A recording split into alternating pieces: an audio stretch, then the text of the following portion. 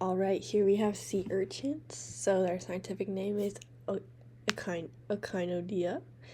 Here's what they are. So their natural habitat range in various places.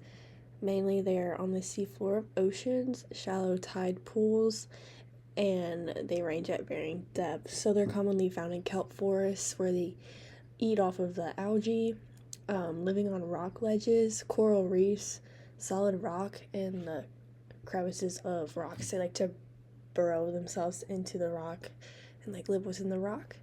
Then you have their shallow tide pools, which they're found in both warm and cold habitats. And then at varying depth, the deepest they've been found is 7,340 meters.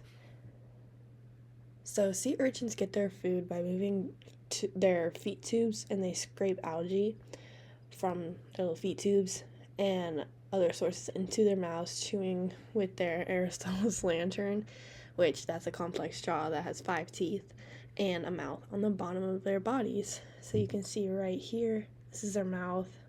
It's where they get their food in. So they're upside down, so the ground would be here and they would suck in their food through there.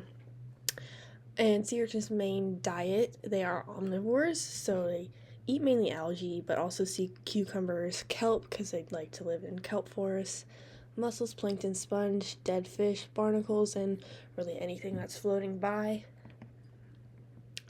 So here we have their predator-prey relationship. So predators include sheep's head, spiny lobster, sea otters, and sea stars. So sea otters are keystone species, which it's when a species and another species in which another species in an ecosystem depend on. So in this case, otters keep sea urchins in check from taking over coral reefs and kelp forests. Without sea otters, spiny lobsters, and sheepheads, which they're in California, and sea stars or sea stars, the sea urchin populations would grow exponentially, and they would take up the surrounding resources and reefs and kelp forests, which would be they would eat too much of the algae in these areas. So the kelp forest would die off. Has been seen where the sea otter populations have been killed off due to hunting around Southern California, Oregon, and Washington state, and the reintroduction of sea otters helped rebalance the sea urchin population and stabilize the kelp forests. So here's a cute little picture of a sea otter holding a sea urchin. So then we have their unique evolved traits. They have the tube feet, which you can see right down here at the bottom right.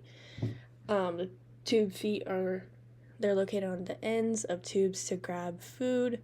They like suck in the food and movement towards their mouth and help movement across the sea floor, so they also facilitate movement. Then we have the Aristotle's lantern. It's a 5-part jaw-like structure with self-sharpening teeth used to scrape algae off rocks and bury into shelter, like they're burrowing into rocks. Then we have the jaw. So these jaws it's up here. They're like appendage-like, used for defense, which some of them can have venom in them, and it's also used to capture food surrounding them.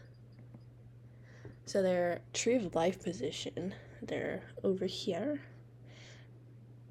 And the major factors that make them part of this phylum are that they have radial symmetry and a water vascular system. So their bodies are divided into 5 equal parts, and fluid, which water, fills the canals and controls movement, feeding, and respiration for the sea urchins. So sea urchins are important to their ecosystems and mankind because they're basically the lawnmowers of the sea. They take in and control algae levels in like kelp forests, coral reefs, and in various places where you would find larger amounts of algae. And they act as decomposers at various levels of the ocean to recycle nutrients. So like I said earlier, they can feed off of dead fish and other organisms and scrape that excess algae off sea floors. And then for mankind, they help support biodiversity, protect coral reefs and aquaculture, which coral reefs, people travel to go and see good coral reefs, so that's profit bringing into the countries. And then they're also food sources and biomedical purposes because they help make adhesive. So yeah, this is a picture of sea urchins up on some kelp in a kelp forest. And these are my sources.